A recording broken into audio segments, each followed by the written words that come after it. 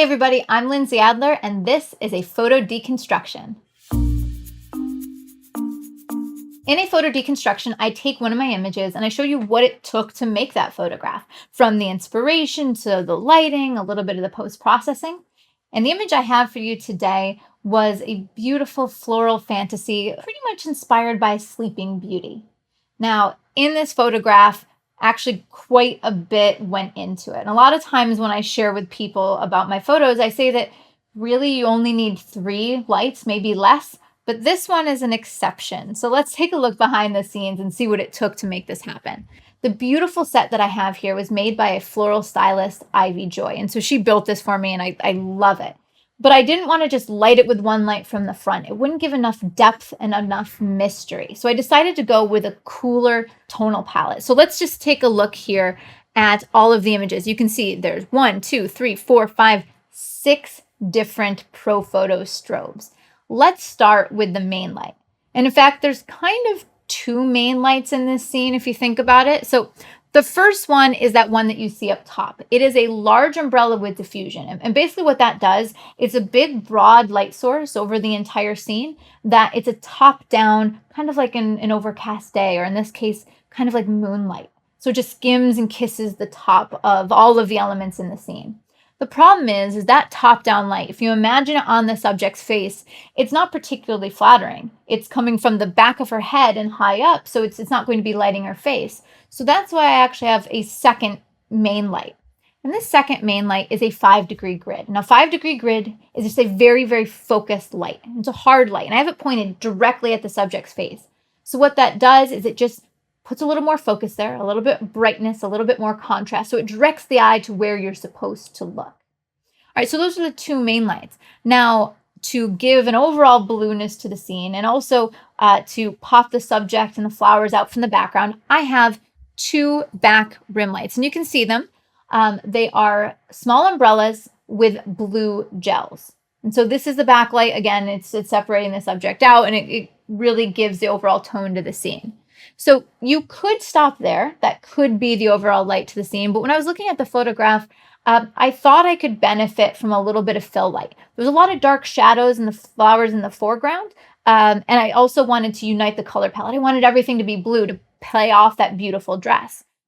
So what you can actually see here in the foreground are 2 more fill lights. Now, these strobes are all ProPhoto strobes. I have some ProPhoto D1s, some D2s, and actually here you see some B2s.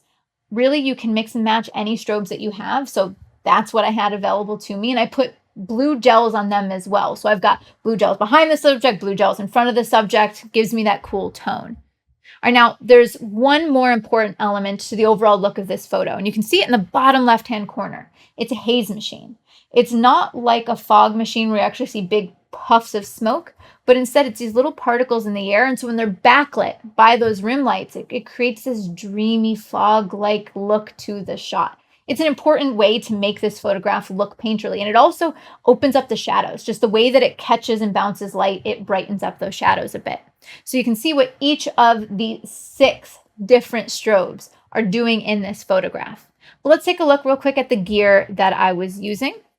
For the final photograph, I used a Canon 5D Mark IV and a 24 to 105 millimeter lens. And the reason I did this is because I wanted to be able to change my crop, change my perspective, and I ended up shooting at a normal focal length of 50 millimeter.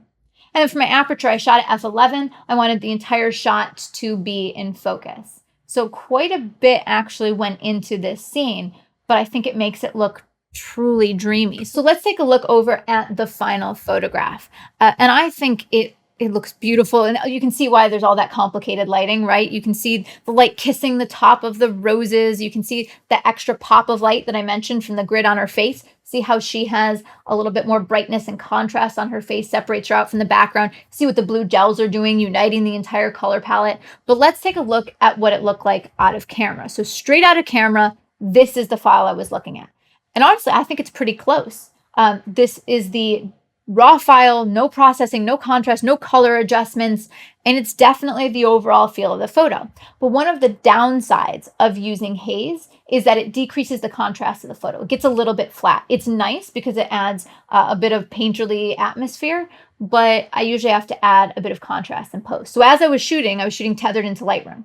And so this is the straight out of camera shot, but let me show you the process file. So this is after, as I'm shooting, I go in and I tweak the contrast a little.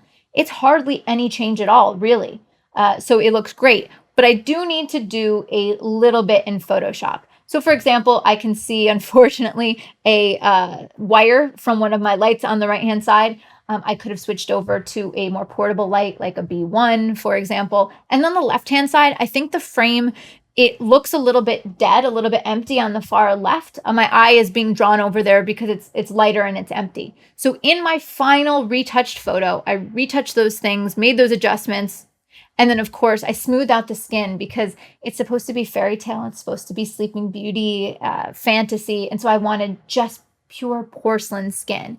So to see again, straight out of camera versus the final shot, it's mostly contrast, filling in some edges, and then just really popping out the skin. So for this photograph, I had a beautiful floral set to work with, but then I wanted to really bring depth and fairy tale and romance into that scene. So I ended up using 6 different studio strobes, but every single strobe has a purpose. It's adding something to the photograph. I hope you've enjoyed this photo deconstruction. I'm Lindsay Adler, and if you've enjoyed this and want to see more, be sure to subscribe to my YouTube channel.